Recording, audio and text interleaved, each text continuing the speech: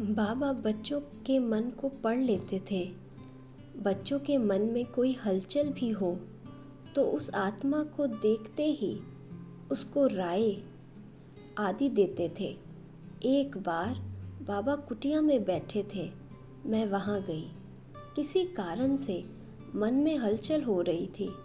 मुझे देखते ही बाबा तुरंत बोले, बच्ची, तुम्हें ड्रामा याद नहीं है? ड्रामा कल्याणकारी है। सदा ड्रामा की पटरी पर चलो तो अचल और अडोल रहेंगी। बाबा व्यर्थ संकल्प चलने ही नहीं देते थे। बच्चों को ज्ञान और शक्ति द्वारा मजबूत बनाते थे। एक बार हमारे गांव में शादी का निमंत्रण आया। मेरी बचपन की खास सहेली की शादी थी।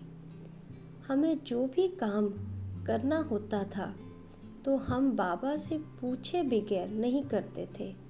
मैंने बाबा से पूछा, बाबा, गांव में सहेली की शादी का निमंत्रण आया है, क्या करूं? बाबा ने तुरंत उत्तर भेजा कि जब तुम्हें शादी नहीं करनी है तो दूसरों की शादी में क्यों जाएंगे? इस प्रकार बाबा हम बच्चों को हर कदम कदम पर चलाते थे।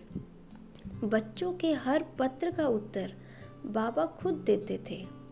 बाबा हर एक ब्राह्मणी को कहते थे कि कम से कम हर दिन 15 दिन में एक पत्र ज़रूर लिखो। उसमें सिर्फ सेवा समाचार ही नहीं लिखना होता था, बल्कि ज्ञान कैसे समझाया वह भी लिखना पड़ता था। एक बार मैंने पत्र में लिखा, बाबा, मैंने फलाने व्यक्ति को कहा कि इस ज्ञान को हम फ्री में देते हैं। ये हम आत्माओं के परम पिता परमात्मा का ज्ञान है। बाप बच्चों से थोड़ा ही फीस लेते हैं, लेकिन इस ज्ञान की धारणा के लिए 5 खोटे पैसे जरूर देने हैं।